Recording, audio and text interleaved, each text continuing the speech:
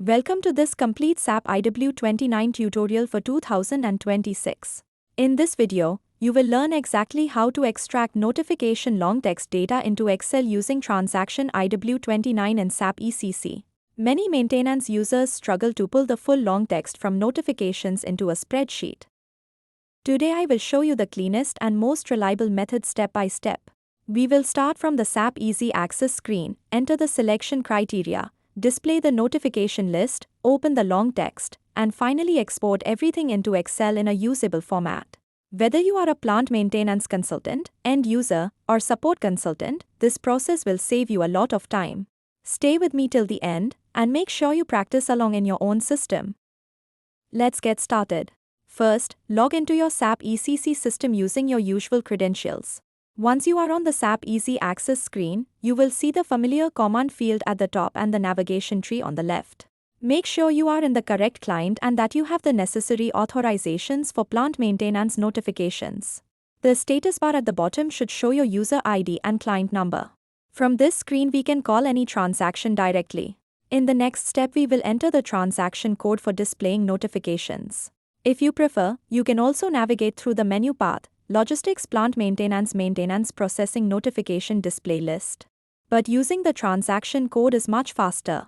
Keep your SAP GUI window maximized so you can clearly see all the fields we will work with. Now type the transaction code IW29 in the command field at the top left of the screen and press enter. IW29 is the standard SAP transaction used to display a list of plant maintenance notifications based on various selection criteria. As soon as you press enter, the system will take you to the selection screen titled Display PM Notifications, Selection. You will notice the green checkmark icon on the toolbar, which is the execute button, and the yellow back arrow to return. The status bar will confirm that transaction IW29 has been started. This is the starting point for almost every notification reporting requirement in SAP PM. From here we can filter notifications by number, type, date, equipment, functional location, and many other fields. Let's move to the selection screen and enter our criteria. Here is the empty selection screen of IW29. You can see multiple input fields arranged in groups, notification data, reference object, dates, and status. The most commonly used fields are notification number, notification type, functional location, equipment, and the creation date range. On the toolbar you will find the green execute button, which corresponds to the F8 key.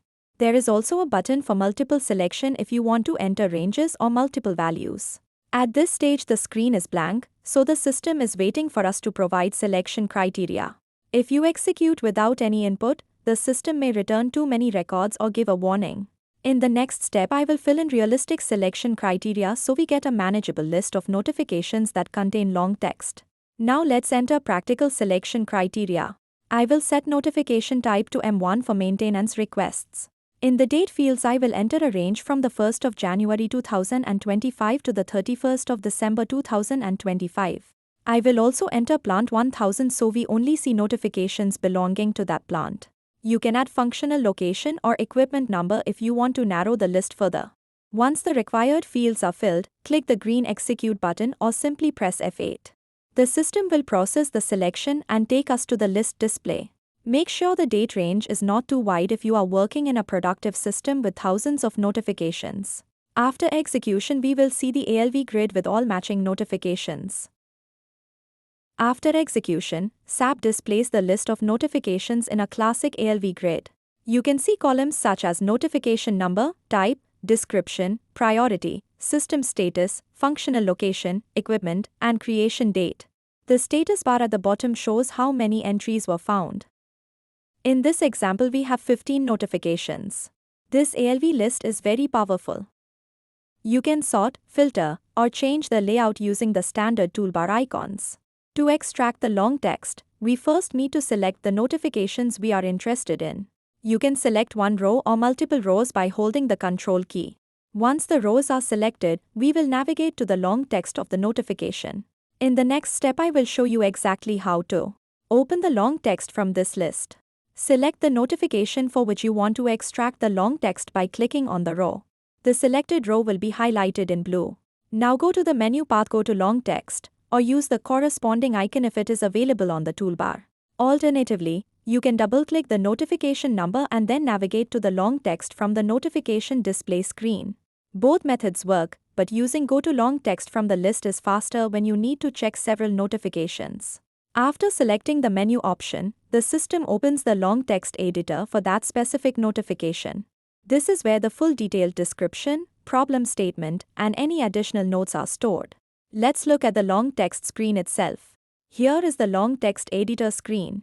The title bar shows the notification number so you always know which document you are viewing. The large text area contains the complete long text that users entered while creating or changing the notification. This can include problem description, root cause analysis, actions taken, and any other free text information. You can scroll through the text, but you cannot edit it in display mode. If you need to copy the text manually, you can select all and copy, but that is not efficient for multiple notifications. Fortunately, SAP provides a better way to extract this information into Excel, which we will use in the next steps. Close the long text window by clicking the yellow back arrow or the close icon so we return to the notification list. Back on the ALV list, select the notifications you want to export. Then click the export icon on the ALV toolbar or go to List Export Spreadsheet. A small dialog box appears titled Export List Object to XXL. In this dialog, choose the option Spreadsheet. You can also decide whether to export only the selected rows or the entire list.